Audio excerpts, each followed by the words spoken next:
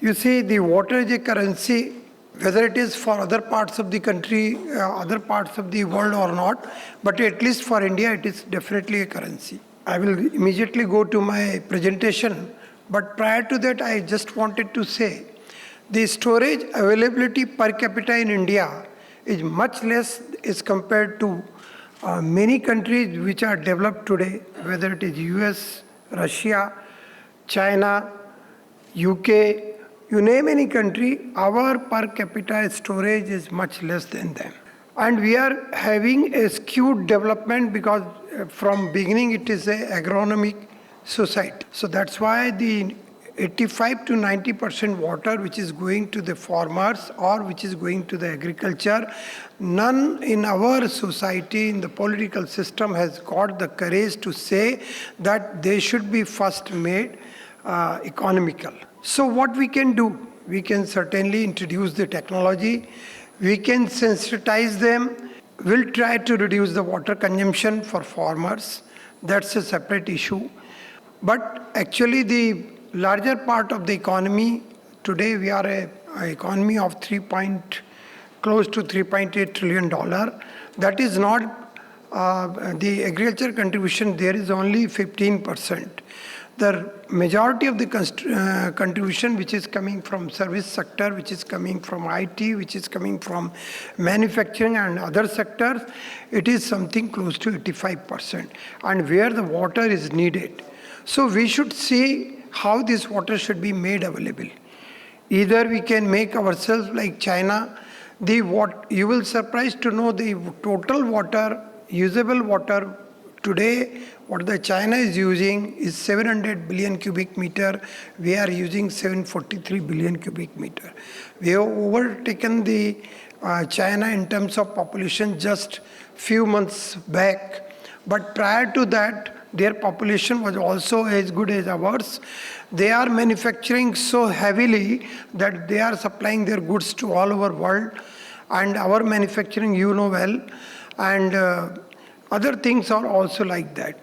So actually the sensitivity, the economy, the innovation will start from the urban area, which is the area where actually the larger part of the economy lies.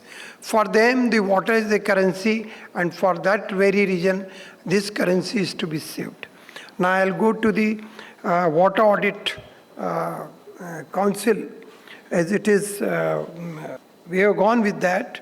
We have created the Water Audit Council. So firstly, why the water audit is to be done? I think a lot has been spoken on this. I will not be saying much because we know that we need the water first. So that's why the water audit to be done. So what will happen in case of water audit? We'll quantify the water consumption within a specific area and identify leakages, assess the infrastructure integrity within the facility, the water treatment supply, or wherever the wastewater is getting generated. It should be treated and supplied over there. Why need we to pump the raw water from far off places, 200 kilometers, 300 kilometers, even in Hyderabad it is coming some 100 kilometers or so. So that should not be there. So some sort of thinking should be there. How that will be, I'll be explaining in succeeding slides.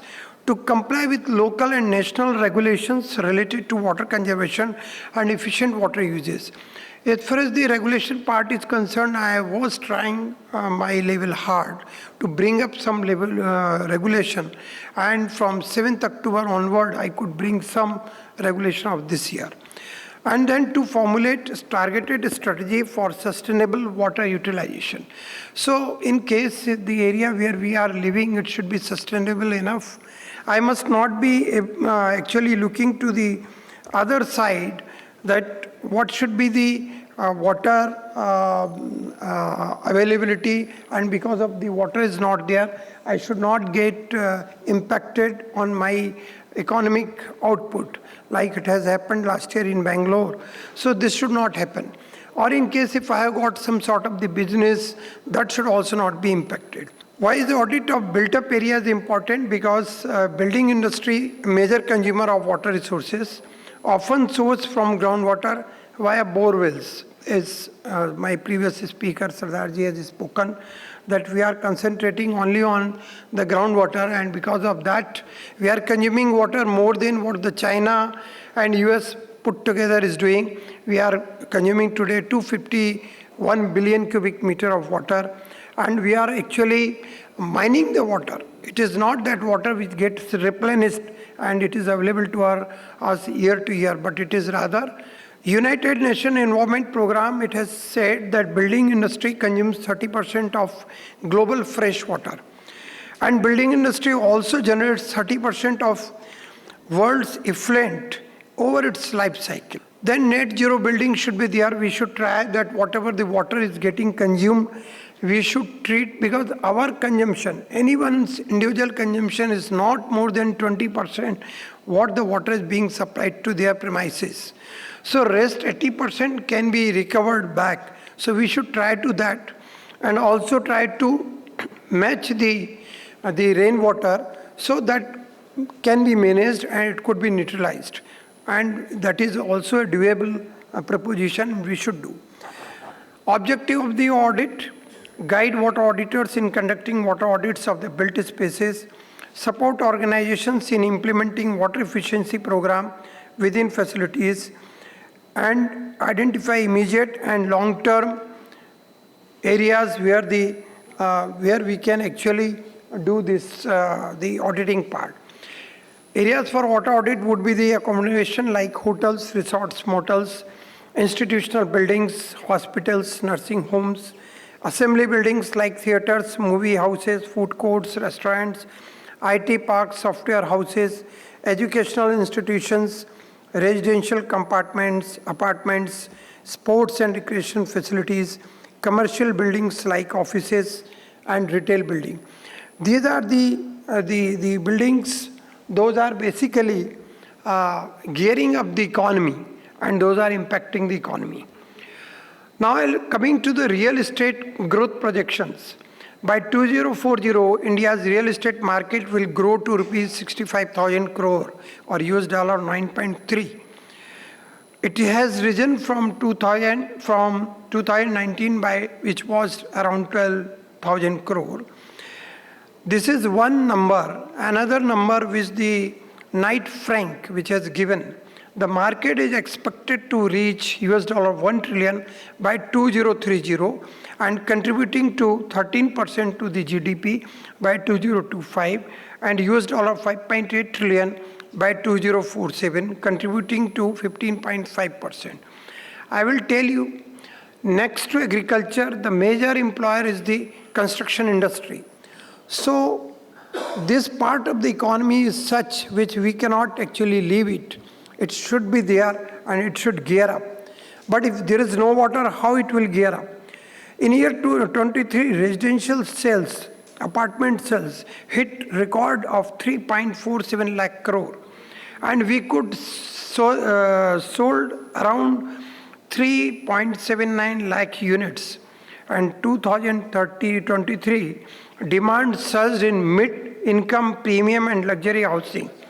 So that definitely shows that if we want to create the premium and luxury housing, the water is definitely a big question. Retail real estate is also 41 million square feet, a development plan between 24 to 28. And in 23, leasing has happened around 62.98 million square feet. So this is the type of the economy which is actually there. How the government schemes are impacting India's real estate sector. So Pradhan Mantri Awas Yojana, it is one which is there. 24-25, the allocation of budget is there.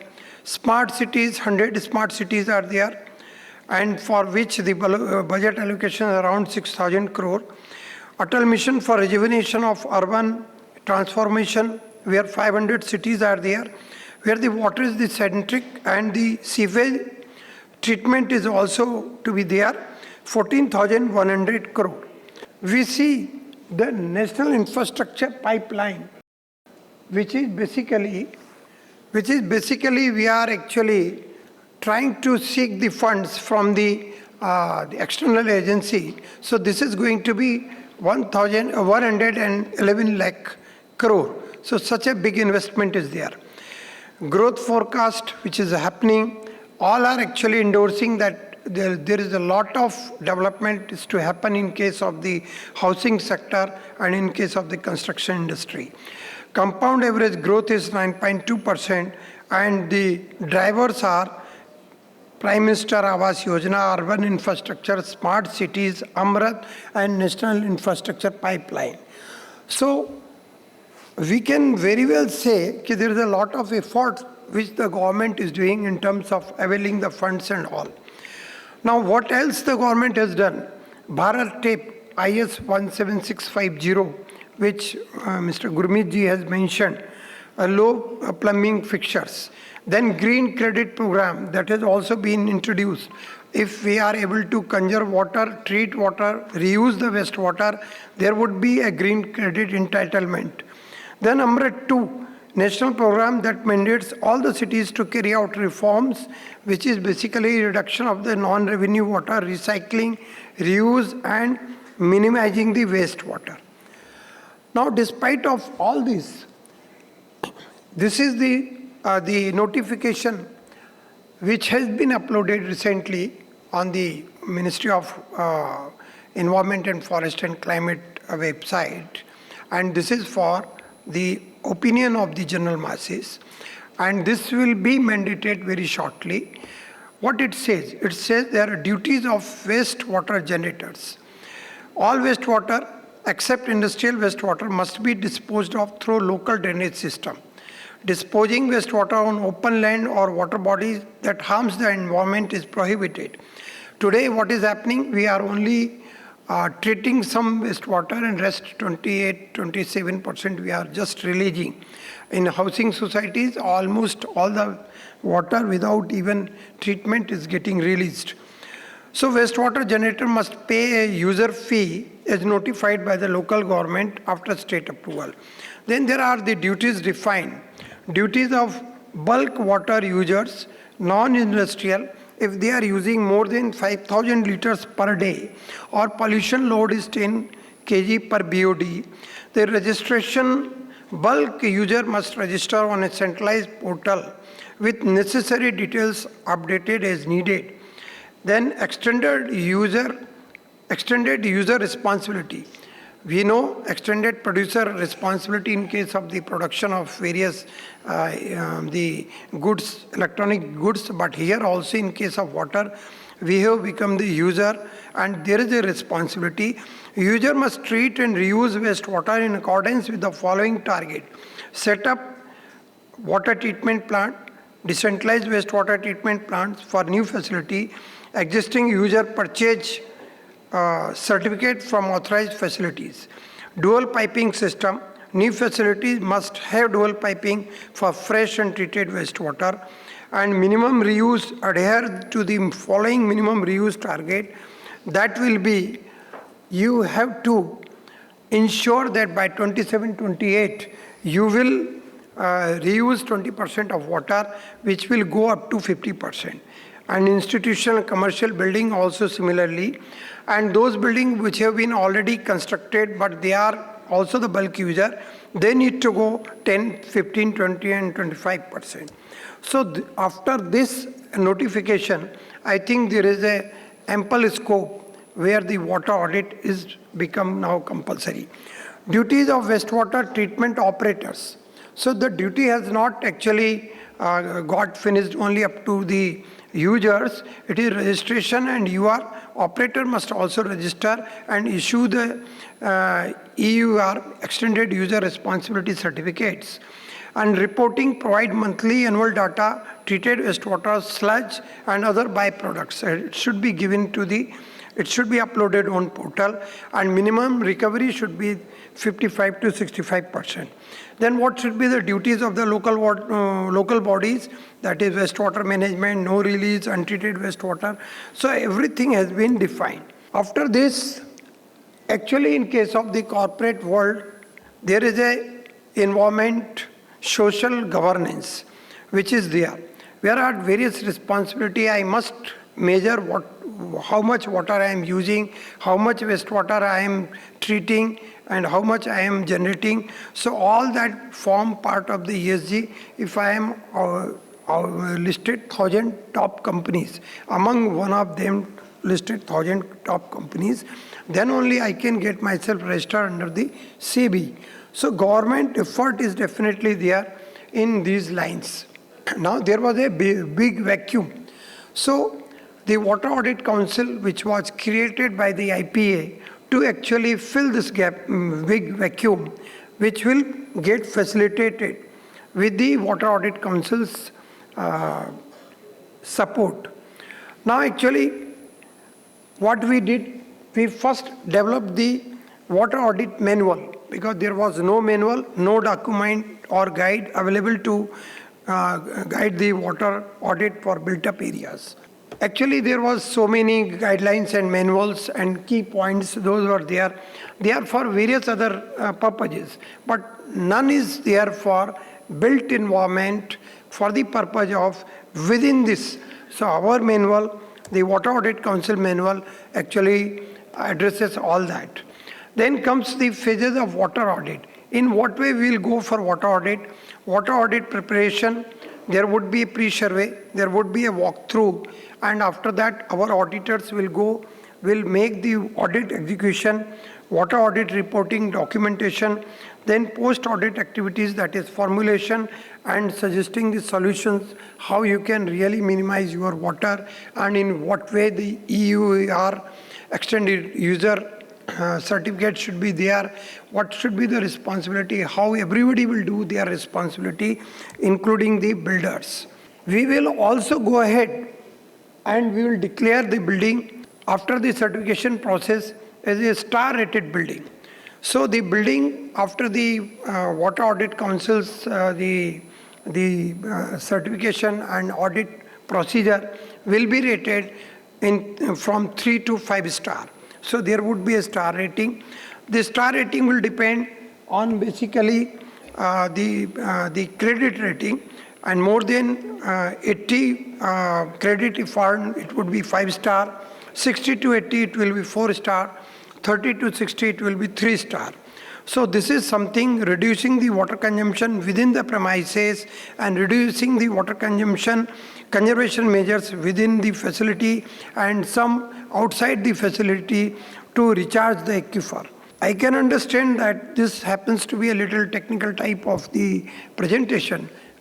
Perhaps might not be that much engaging to you, but kindly bear with me, because these are the things those will come in your actually day-to-day affair. Then training and capacity building program by WSC, we are also conducting that, where we are training the professionals. Those are architects and the people, those who are working with them, civil, mechanical, electrical engineers, environmentalists and academicians who can apply and can get the training. So I think there is a case test also, where it is not only the academic talk what I have done, but with the case test study, we can show that whatever the investment is being made in changing all plumbing, fixing and STP plant and retreating the water, that all can be returned in a period of 2 years. So the return on investment is 2 years. So thank you very much.